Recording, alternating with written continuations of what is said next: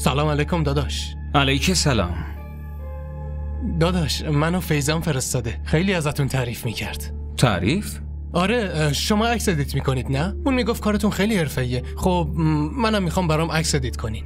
داداش من همه تلاشمو میکنم که بعداً مشتری شکایت نکنه. آره نباید شکایت کنه وگرنه ضرر میکنین. خب 2 تا عکس اونا رو کنار هم بیارید، یعنی جوری به نظر برسه انگار یکیه. یعنی چی؟ من نفهمیدم. الان میگم. ببین 2 تا عکس رو باید ادیت کنی، یه جوری به نظر برسه که این یه عکسه، یعنی 2 تا عکس جداست. اونا رو باید با هم یکی کنی. فهمیدی؟ آره فهمیدم. فلشو بدیم من. بفرما.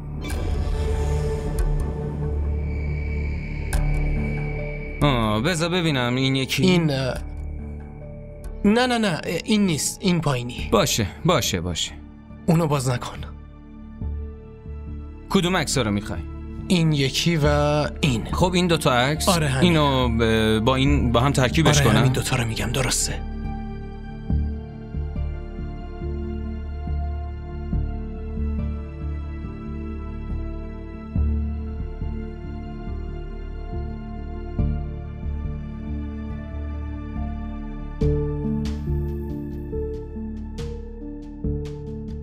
نظرت چیه؟ خوبه؟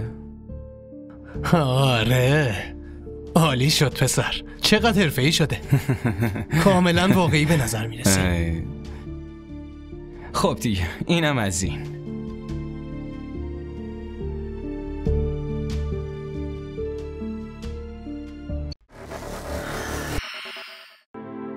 مامان تا شب همینجا میمونید؟ نه اگه اینجا بمونم خیلی به چشم فرهان میام. و در ضمن من به ابری در مورد همه اشتباهات و رفتارای تارا خانم گفتم. اون بیچاره الان آشفته است، فکر میکنه باید چی کار کنه. آره این که درسته، اما فرهان طرفدار تاراست. اما دیگه طرفداریشو نمیکنه.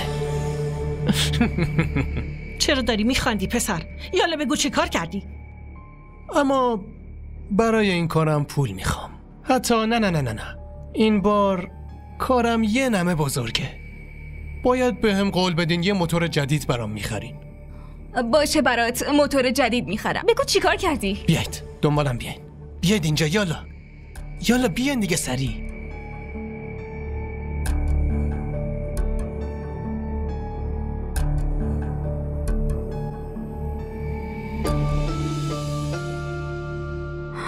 بزن بعدی بازم هست.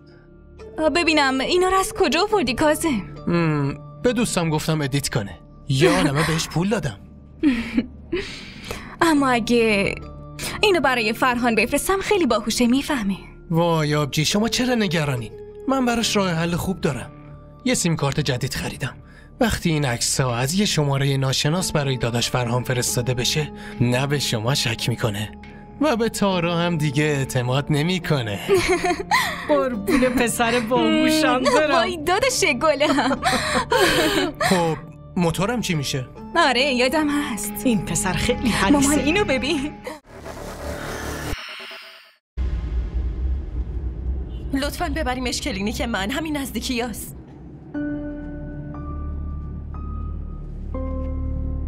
فرهان تو چطور میتونی به تارا شک کنی؟ عکس‌ها رو بهم نشون بده.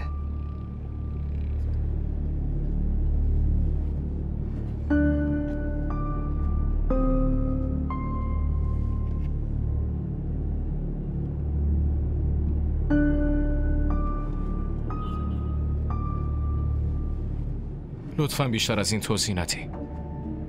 دیگه چه دفاعی از خودتون دارین؟ من هیچی نمیگم. تو خودت ببین. گالریو باز کن.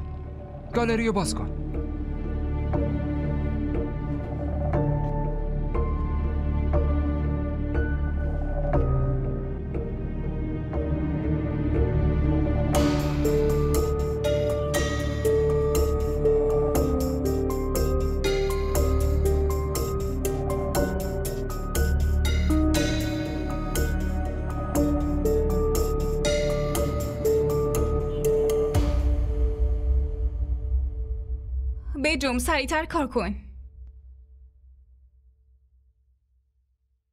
زرین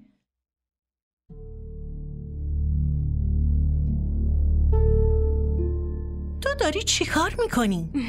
دارم دوباره برمیگردم اتاقم. از آبجی پرسیدی یا سرخود داری؟ تو چت شد؟ غلام حلقه به گوش تارا به کارت برس. مامان چه نیازی از خاله بپرسم؟ با این اتفاقی که افتاد اگه فرهان دلش برای اون بسوزه و تو این خونه نگهش داره، بازم خاله از جلو چشمش اونو دور نگه میداره. اما بازم دخترم. مامان تارا دیگه 100% از اینجا میره.